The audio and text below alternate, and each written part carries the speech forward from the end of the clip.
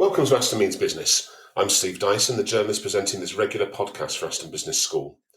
This special series is called S1E10 Business SMEs Dealing with COVID-19. And that's where we've turned the podcast's attention to how small businesses, known as SMEs, are coping with the economic shutdown caused by the coronavirus pandemic.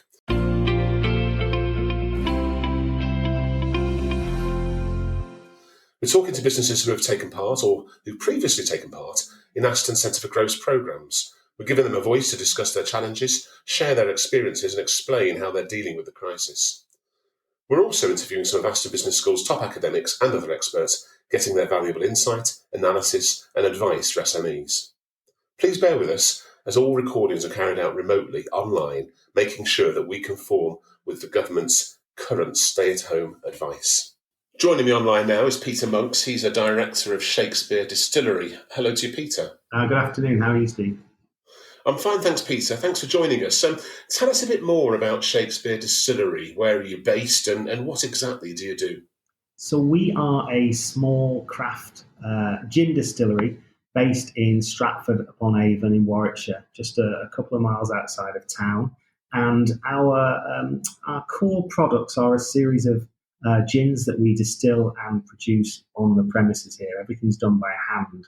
As you can imagine, we're a small craft distillery, so we have a small team that basically make our spirits, get them into bottles, label them, etc., and get them ready to leave the premises. We also opened the distillery as a visitor attraction just over a year ago now, so we offer a package of kind of different experiences from the basic distillery tour right the way through to our gin school, which is where customers come and spend the afternoon with us distilling their own unique bottle of gin, which is a great fun. Obviously, labelling, it's a bit like the generation game. They kind of get to see the whole process through the course of the afternoon and, of course, have a few drinks while they're doing it. So, as I say, putting those labels on straight at the end is often quite tasking work for them. We run cocktail masterclasses, and we also work with a number of local partners. So one of our very popular experiences is a Stratford-upon-Avon River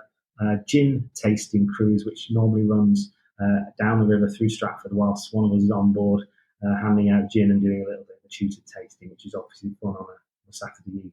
So yeah, we're just about to branch out also into producing our own rum as well.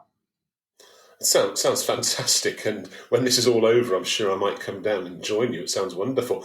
And just to give our listeners a bit more of a picture as to the size of the business, can you tell me how many staff you have in normal times working for you? Yes, so we at present have about 8 members of staff on the books, and they vary from full-time employees, part-time, a couple of them are as well, and a couple of casual staff who help us with our events.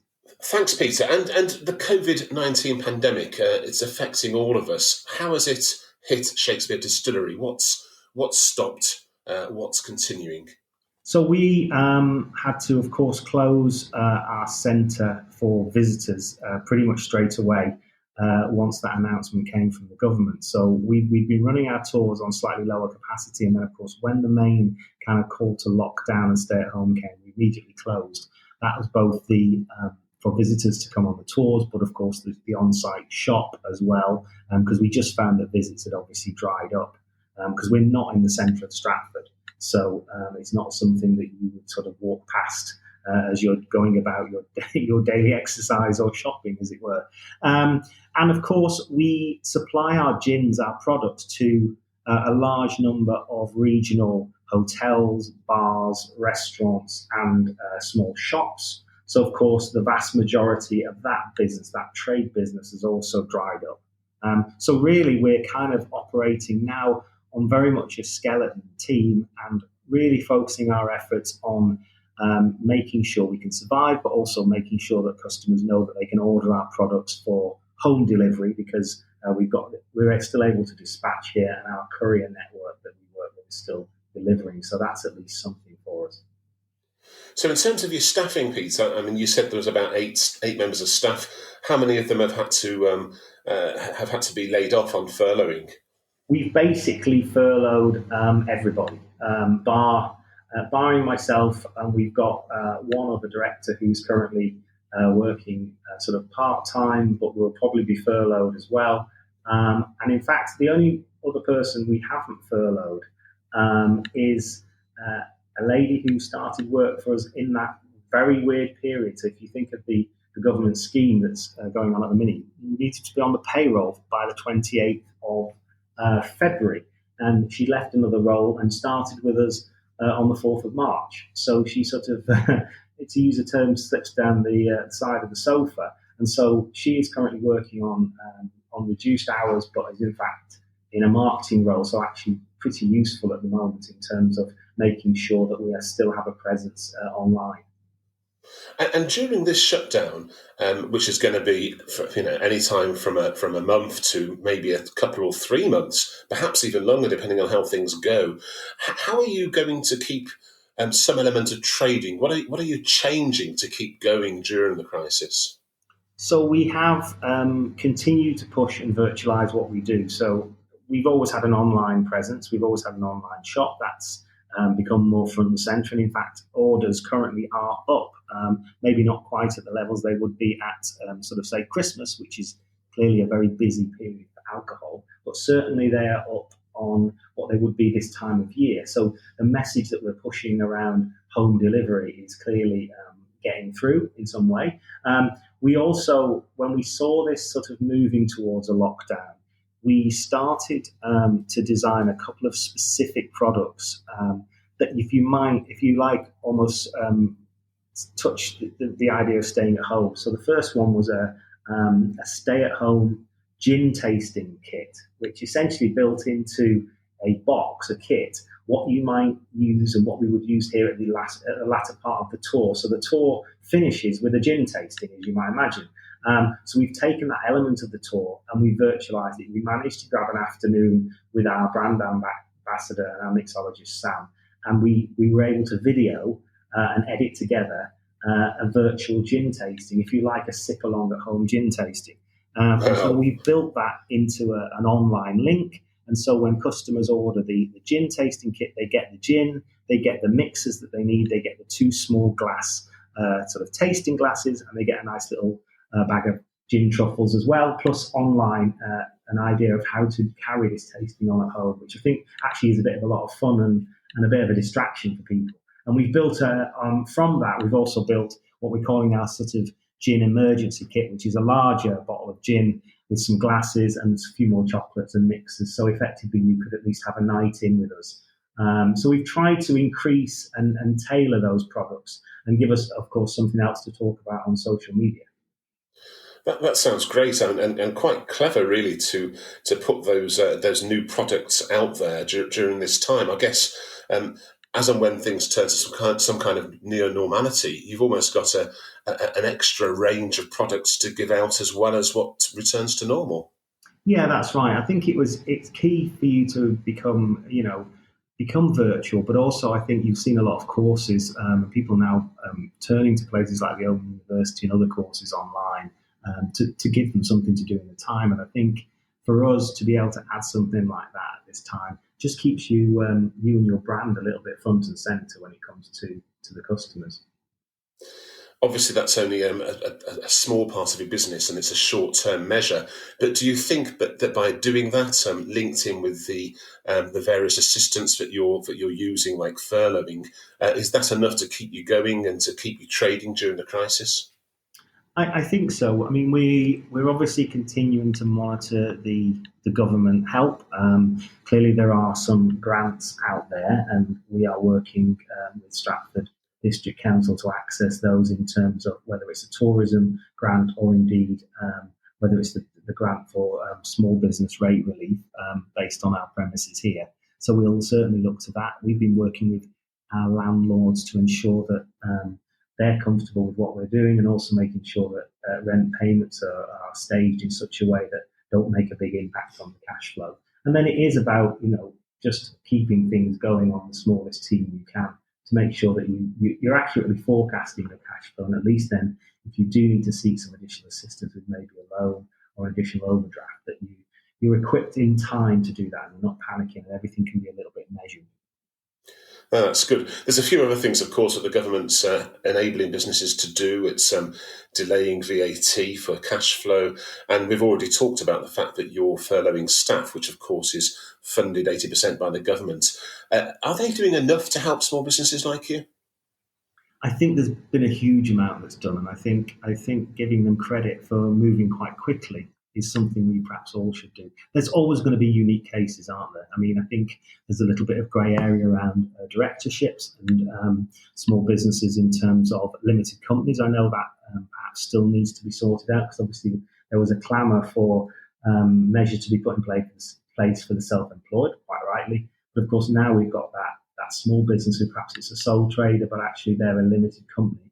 And how do they access some funds based on the dividends maybe that they've been taking? So there's elements there, but there are always going to be unique cases. And it's not until you put what is something unprecedented in place that you start to flush these things through. And I'm sure we will get there in the end. But I think, it's unprecedented times. And I think we've seen some incredible measures from the government, really almost evolving the welfare state down through these small businesses to allow us to keep these staff employed and helping us to pay them during these times. No, that's great. And for yourselves at Shakespeare Distillery, you certainly sound as if you're ready to bounce back once things start returning to near normality. Yeah, we're certainly trying. I mean, ironically, we were putting together a build package for renovating part of the premises that we've just taken and turning it into a larger visitor experience with some area for visitors to sit and have a cup of tea and things like that when they're here. And that build had started. So we are, working out ways that we can be on top of that, really, so that when we reopen, we've got something new to shout about, albeit we've committed some funds to that, which perhaps in hindsight would have been better keeping in the bank account till a little bit later on. In terms of the way that you've reacted as a business and the way that you've responded with your staff and with your finance and with your new products and with your future planning, you've got a lot going for you, which sounds great. In terms of other businesses listening in, they're perhaps not at your stage yet. What would you give them as your top tips for responding to COVID-19 and to surviving, really? I think the first thing to do is look online and seek help. I think there's a lot of help there, and I've certainly seen an increase in the number of webinars and companies who are giving help for free in terms of whether they're HR companies, whether it's your local chamber of commerce, your federation of small business, even local law firms and people like that who are putting online, lots of webinars for people to join to understand all these different schemes that the government has launched. So it's about getting yourself equipped with the knowledge, finding the right place to find that information. Certainly managing your cash flow, absolutely keeping on top of things. Don't panic. Again, use your accountants. You've been paying them all this time, so really use them. And again, our accountants have set up a WhatsApp group with all their clients, so they're again every day that there is a new briefing from the government or some more information comes light, they're pushing it out through those channels and having a chat with all their clients to make sure everyone's up to date. And of course, the other thing is, if you have got your staff on furlough, the main thing is to keep in touch with them. I know some businesses, and I'm having reports from friends where they've literally heard nothing other than the fact that they're being furloughed. And I think we've been quite keen to ensure the staff are kept informed, and we've been holding Zoom meetings face to face with all the staff so they can see each other's faces. It's a bit of a virtual place to have a cup of tea, have a chat, get some updates from the business, and make sure, a good way of checking in on each other as well. So I think it's as much as a communication piece between your employees and yourself, as well as making sure that the business is equipped for the future. Peter, it sounds like you're doing some really positive stuff, and I really hope that yourselves at Shakespeare Distillery come through this healthily, like it sounds that you are. So many thanks for joining us, and best wishes to you and the business as we all get through this pandemic. Thanks very much, Steve. I'm now going to talk to Mark Hart. He's the Professor of Small Business and Entrepreneurship here at Aston Business School and one of the UK's top experts on SMEs. Hello to you, Mark. Hi there, Steve. Mark, Peter Monk seems to be making the best of the shutdown period at Shakespeare Distillery. even developing new products that suit the moment. What do you think of how his business is coping? I think he's a classic example of what a business should be doing in a crisis. And I know we don't want to wish this crisis upon the economy at all, and particularly our wonderful, innovative small businesses. But just listening to Peter, I mean, it's clear that he had a very clear thought process right from the get-go. He knew what he had to do. Business continuity was really driving him forward, which was brilliant to hear. So I think he wasn't. I think the key message that came across from Peter was he kept his clear head. He kept thinking. He wasn't sort of overburdened by the fact, oh God, what am I going to do? The economy is in turmoil. My clients are disappearing, etc., etc. He had a very clear set of things he wanted to do in the business, and I think that was absolutely terrific. So for him, business continuity. What can I keep doing? And as we heard through the interview, it was clear that he was able to move some of his stuff online as well to just keep Shakespeare Distillery in the minds of his customers and indeed extend his customer base. So almost a textbook reaction in a crisis. That's fantastic to hear. I mean, that online presence really was important in what Peter had to tell us. How crucial is overall branding in this period, and how else can businesses make sure they're doing everything possible to push their brand and to let people know they're still there? It seems a bit of a cliche, Steve, to say, the brand is everything and now is a great time to push a brand. But for me, I like to think of it as a different question, which is, what do you want to be remembered by throughout this crisis? In other words, being seen to be doing the right thing. So people will remember, oh yeah, Shakespeare's Distillery. I remember, they were able to, a good example of pivoting a little bit in terms of what they do, but also, making sure that, I think that another example that looking after the staff as well was really important. And I think, Peter made a very good point about how he was keen to make sure the staff were okay, and sort of surprised that other business owners hadn't been in touch with the staff that they'd furloughed. But I think the key point is that it's not just about the brand as Shakespeare Distillery. It's about what will people remember about what Peter and the management team actually did. And it's about doing the right thing. That's part of the brand as well. And I think we see in the press a whole range of examples of businesses doing the right thing and many doing the wrong thing. Hopefully the former will outweigh the latter. Excellent stuff. And one of the things that Peter told us about was that he's furloughed 75% of staff for now. And it struck me when he was talking about that at the same time as pushing his brand and creating new products. There's no shame in taking this government assistance, and if you can, is there? There's no shame in making sure you're benefiting from what the government's offering. Absolutely not. I know some of the big, large businesses, and my own football team got in a bit of a mess, Liverpool Football Club, but I'm pleased to say that they've actually realised that maybe taking taxpayers' money wasn't a good thing to do. But look, more seriously, I take my hats off to the government for the furlough scheme. I think it's been, there's a few things that need to be sorted out in terms of people who moved jobs in the early days of March, for example. But look, government have done the right thing. Businesses are taking advantage of it. It is designed for micro and small businesses, really. It's not designed for not larger companies making super profits, but nevertheless, Peter's taking great advantage of it, and I think it's working really well from what I can hear across the piece. So hats off to Treasury for introducing that scheme. I think Peter's given a clear example of what happens. But just to make sure the point lands here, it's not about saying out of sight, out of mind. It's about saying, look, these are still my staff. I want to be able to not get them working for me, because that obviously breaks the rules, but keep in touch with them, understand what their challenges and issues are, and actually, you may find that you're building a better performing workforce when this crisis is over as a result.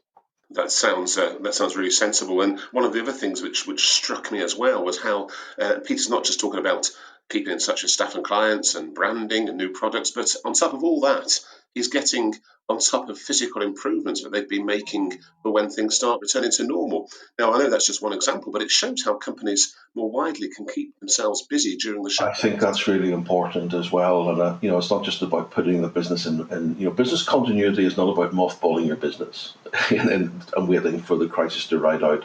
So yes, making improvements. I mean, it's a great visitor centre.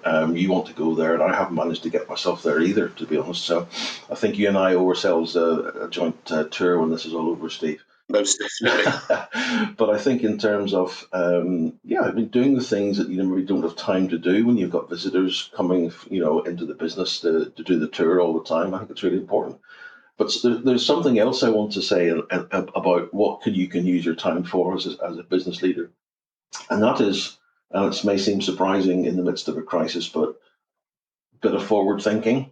I mean, Peter was giving some good advice there about, cash flow management, keeping an eye on a relationship with the bank, having a conversation, keeping an eye on the money. I mean, we've been saying that in all these podcasts, Steve. I mean, watch the money, cash is king, whatever cliche you want to throw out, really, really important.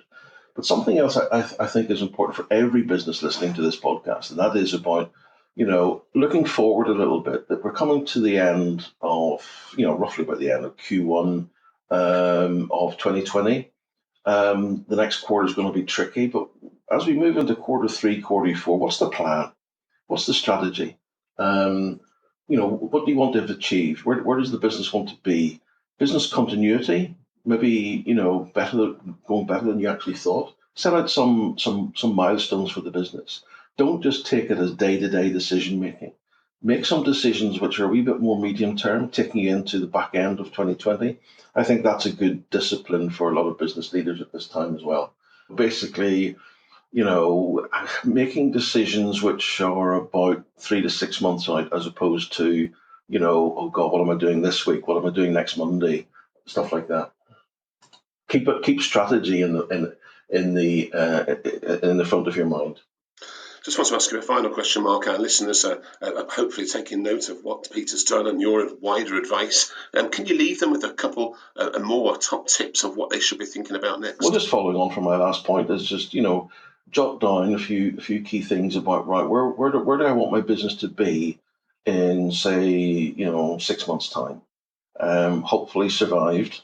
Using whatever support, assistance, whether it's advice from accountants, as Peter was saying, he pays them, so why not use them? Whether it's advice or, making sure the cash is there, government schemes, etc., etc. But I think it's about having a bit of a strategic thought. So, don't lose sight of the strategy that you set up your business to try and achieve. Try and see what lessons have you learned from the crisis? What are the things that perhaps fell apart quite quickly on you that will, wow, those customers disappeared pretty quickly. I wasn't even able to have a first conversation with them. So a bit of reflection, a bit of preparation for when the business will pick up again.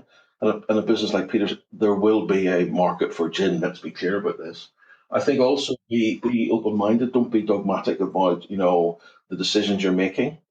Be willing to question them and, really sort of reevaluate them on a daily, weekly basis. I think that's quite important as well.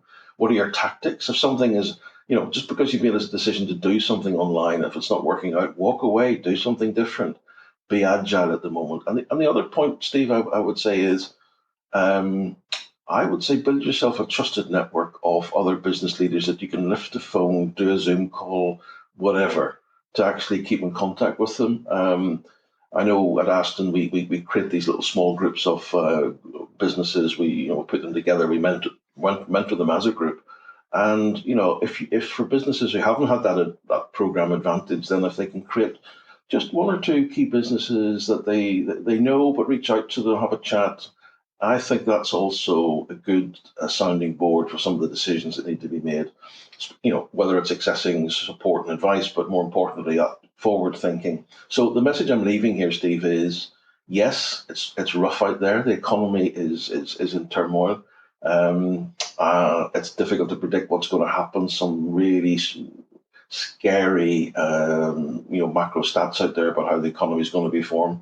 But for the business leaders listening to this, it's about saying, okay, have a mindset. I'm going to get through this. I'm going to be flexible. I'm going to be agile. I'm going to look after my workers, and start thinking about the plan for when the immediacy of the crisis is over, and prepare yourself. Now, that may seem very hard, advice to take at this stage, but, remember, you've got to this stage with a plan. You're going to get rebooted after the crisis with a plan. So start thinking about what it should be. Many thanks, Mark. Some great advice there. Not at all, Steve. Pleasure as always. Thanks to both Mark Hart of Aston Business School and Peter Monks of Shakespeare Distillery for joining us. We'll be back in the next few days with more case studies of how businesses are coping and with more crucial analysis and advice from academics and experts here at Aston.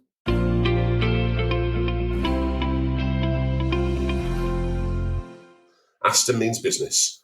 SMEs dealing with COVID-19. Thanks for listening.